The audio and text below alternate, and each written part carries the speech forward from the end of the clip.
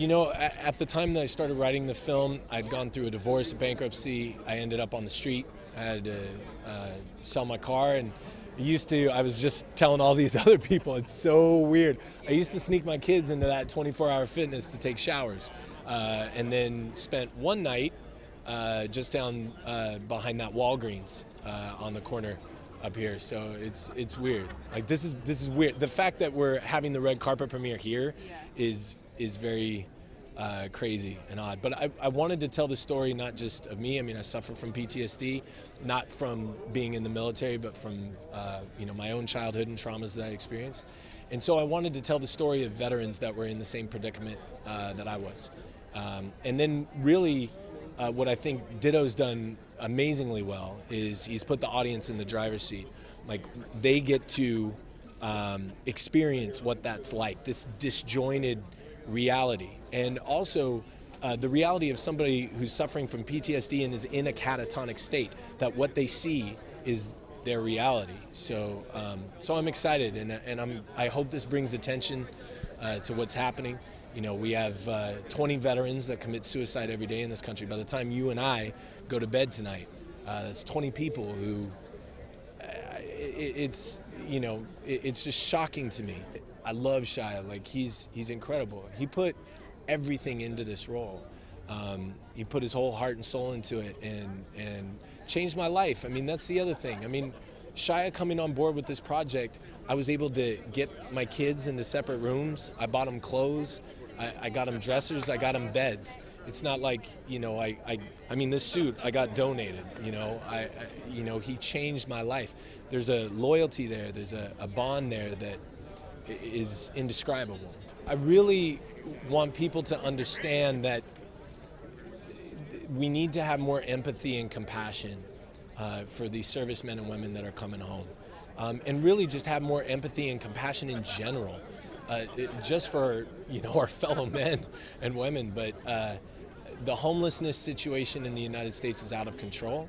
The care of our veterans is just in a really poor state, and I hope people can come away from watching this movie and have a little more compassion and empathy for our servicemen and women, and for the people that are living on the street. That dude right there, Ditto, the great people that I'd be able to work with, and it just felt like an honest project. Like, it felt really sincere, and it was coming from a real tangible place. I read the script was really good. Me and Ditto got our own process, me and the cast got really close. Me and Charlie spent a lot of time hanging out, going to like the kids museum and running around New Orleans, eating vegetarian, being very careful about that. Mom was really serious about that. So a lot of couscous and a lot of like Netflix with the kid. And we would hang out together as a family. So like just a bunch of hanging out, palling around with a bunch of Marines too. It was all really intimate, yeah. So yeah, for sure it was intense, yep. Well, I don't even know if I want them to take anything away from it. I just want them to feel like it's okay to feel whatever they feel. Well, I thought the subject matter was super relevant. PTSD is something that's not necessarily talked about a lot, and I thought it was an interesting story to be a part of, and I've never played this type of character before. But really what I wanted the most was to work with Shia and with Ditto, so the whole package really. Honestly, it was unlike anything I've ever been a part of. It was a very quick shoot, actually. I was only there for, I think, 3 weeks a total of. But it was super emotional, and really it was just amazing to watch Shia work. I think he's one of the best actors that we have, so it was really nice to be a part of that. Well, I think that it's an important thing for people to talk about and remember that soldiers go through this type of thing, and the more people talk about it, I think the more change hopefully comes from that.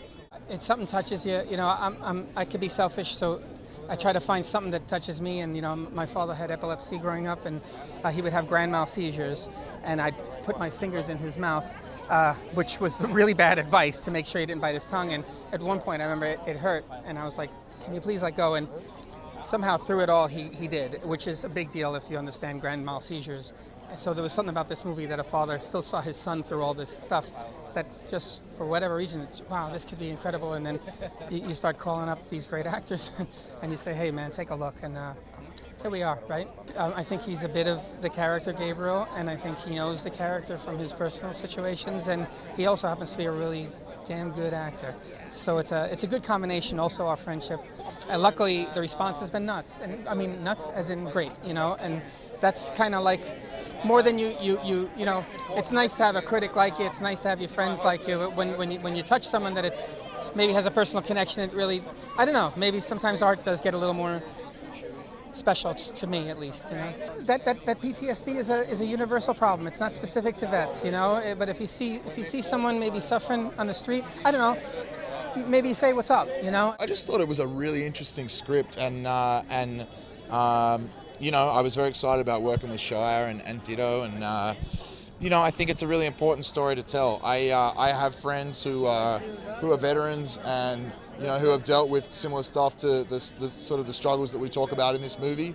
And so in a lot of ways it was kind of close to home, and I think a really important discussion to have. And I don't think there's been an accurate representation of how the battle comes home with so many men and women. So we were training with some great military consultants, guys in the Marines, and also some Navy SEAL guys to help us with the combat stuff that we do in the movie. And Shia and I got really close really early on. We met actually on a firing range doing work for the first time right before we were going to work on the film. And he's like, "Yo, we're gonna play best friends," and I'm like, "Yeah." He's like, "All right, well, why don't we road trip to New Orleans and get to know each other?" And I was like,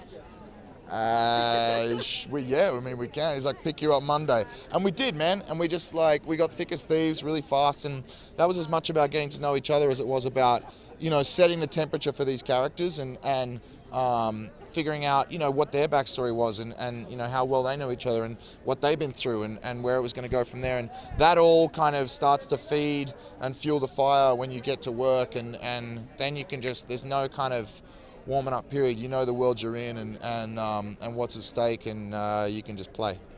Look, I hope there's just a discussion about the reality of this and the struggle that millions of families face. Not just the men and women that serve, that come home, still having to deal with stuff and acclimatize, but also how their families are affected. And it's really, really, really real, and I don't think it's being talked about and handled well enough, in this day and age. I mean, we have the resources to train individuals to fight and defend themselves adequately, yet it seems like when that struggle and those battles come home, there's a lot of people asking questions and left kind of hanging out to dry, and that's not really fair.